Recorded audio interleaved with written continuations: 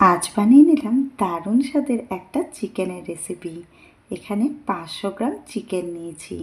চিকেনটাকে প্রথমে ম্যারিনেট করে নিচ্ছি লবণ, হলুদের গুঁড়ো, লঙ্কার গুঁড়ো, জিরে গুঁড়ো, ধনে গুঁড়ো, 2 চামচ টক দই, 2 চামচ আদা রসুনের পেস্ট আর 1 চামচ সর্ষের তেল দিয়ে চিকেনটাকে খুব ভালো করে ম্যারিনেট করে নিয়ে 30 মিনিটের জন্য ঢাকা দিয়ে রেস্টে রেখে দিলাম।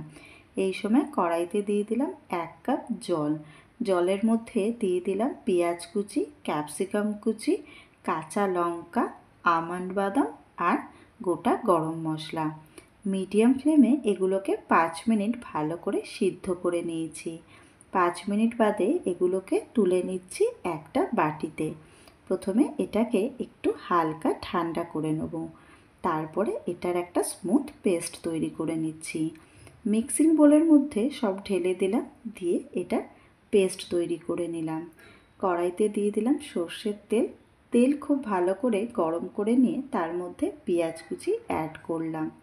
এটাকে হালকা লাল করে ভেজে নিয়েছি, খুব বেশি কিন্তু কড়া করে ভাজিনি। এবারে পেস্টটাকেও কড়াইয়ের মধ্যে দিয়ে 5 মিনিট লো ফ্লেমে ভালো করে কষিয়ে নিচ্ছি। এখানে দেখুন মশলা ভালো করে কষানো হয়ে যেতে তার মধ্যে ম্যারিনেট করে রাখা চিকেনটাকেও অ্যাড করে খুব ভালো করে মিডিয়াম ফ্লেমে 5 থেকে 7 মিনিট কষিয়ে নিয়েছি। এবারে গ্যাসের ফ্লেমটাকে লোতে রেখে 7 মিনিট ঢাকা দিয়ে ভালো করে কুক করে নিলাম। এখানে দেখুন চিকেন খুব ভালো করে কষানো হয়ে গেছে। এই সময় গ্রেভি তৈরি করার জন্য দিয়ে দিলাম উষ্ণ গরম জল 1 কাপ।